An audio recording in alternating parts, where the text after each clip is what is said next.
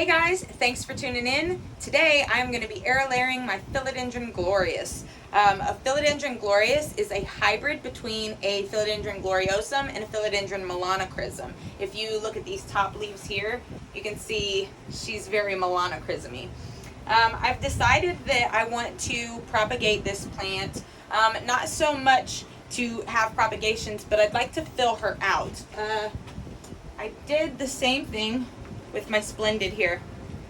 I chopped her all up. She was a little bit bigger than the Glorious, and I put her all in one pot, and now she's splendid. So I want to do the same thing with this plant, but last time on that one, I went ahead and just chop and propped her, right, in sphagnum like I usually do, and I don't really want to risk this one having a harder time rooting because this one has a thicker stalk on it.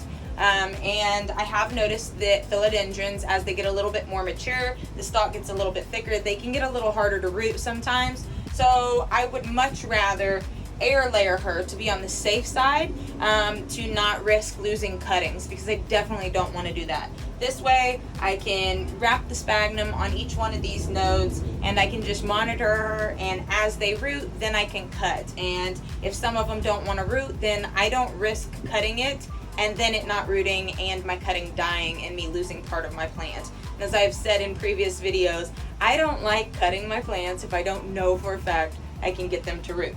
So how we're going to start out is, as always, bowl of non-chlorinated water. I use rainwater, but I also have, sometimes I use RO water. You can use distilled water, anything other than tap water. Don't use tap water.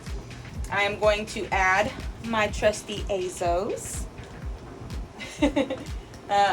As I always do, this is a growth promoter, rooting hormone sort of powder. It's beneficial bacteria, helps those roots get going, and I love it. It's what I always use for all of my cuttings and such. I'm just gonna mix this in. Mine got a little moisture in the package, so it chunked up just a little bit, but it's fine. All right, sphagnum. I prefer sphagnum for all of my rooting needs because it's just great.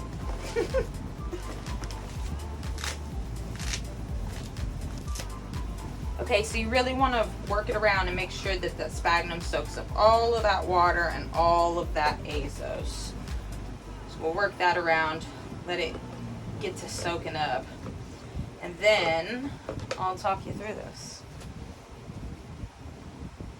Okay, so now while that's finishing soaking up, I'm actually going to set it aside over here so I can slide the plant closer. I have sandwich baggies. Now you can use cling wrap, you can use sandwich baggies, you can use press and seal, you can use those little ball things that I've seen advertised. You can use any number of things that you would like to use to wrap around this. You could probably use clear packing tape. It doesn't really matter. I prefer using something clear so that way I can actually see the roots, because I tell you what, I've gotten asked so many times, how do you get something to root faster?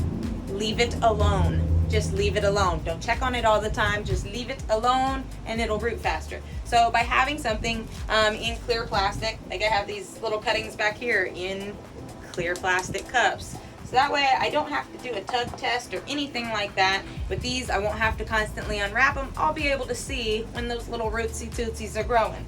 I'm using plastic baggies right now because I had some on hand, and they're cheap, and I'm cheap because I'd rather spend my money on plants. So what I'm going to do here first is I'm going to undo this Velcro strap that I have on the moss pole. She has not connected herself. Oh, she has. I'm lying. She's got one little rooty in there. So we're going to have to very carefully try to pull that little rooty out. There we go. I got it. Luckily, it's not too deep.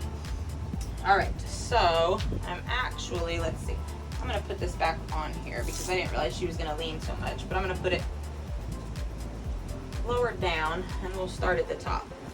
All right. So I'm going to start up here with the moss layering and work my way down. I'm going to do here, here, here, and here. And then I'm going to leave this bottom section to regrow. So first thing is I'm going to get my plastic baggie. I'm going to fold it in half. I'm going to cup it like this.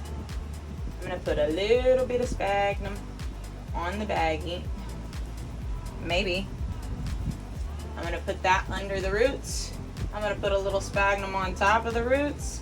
And then I'm gonna wrap this baggie nice and tight around it like that. Easy peasy. This is medical tape. It's the easy tear medical tape. I like it because it's easy to tear. I'm just gonna wrap a couple wraps of tape around there and tear. We're done, but air layered. Easy peasy, right? So now I'm just gonna go down through and do the rest of them. Make sure that your sphagnum is not sopping wet. You want it to be moist for sure, but definitely not sopping.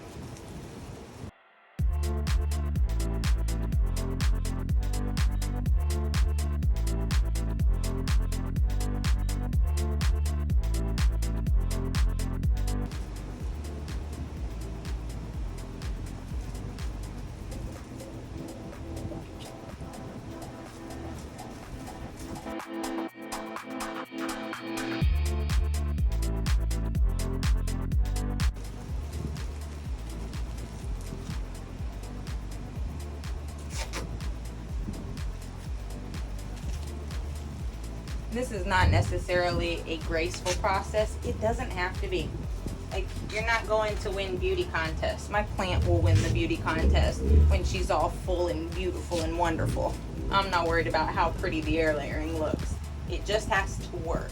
I do like to have the top and bottom open on these if I can, because you want them to stay moist. Now you can use something like the press and seal type cling wrap. If you've ever seen that, it's sort of sticky and like it can go over and you can seal the whole thing. The only problem is when you do that, if you do want to go check later on, you have to take it off and you have to do a whole new piece. Whereas with this, I can just kind of peel the tape back or slap a new piece of tape on there. I guess if you use the press and seal, you could always use a piece of tape afterwards too.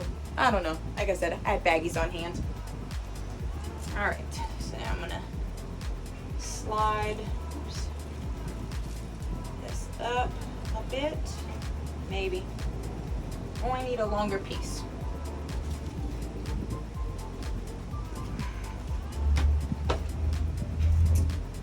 Longer piece. I buy this stuff by the roll because I go through it. It is useful.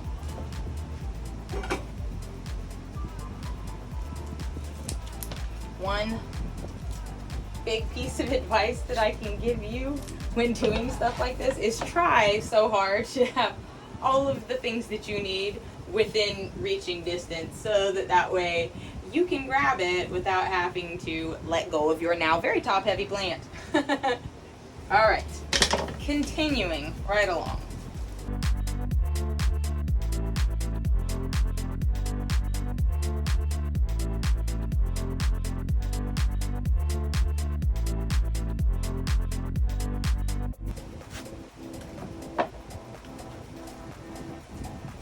All right, and just like that, ta-da, she is air layered.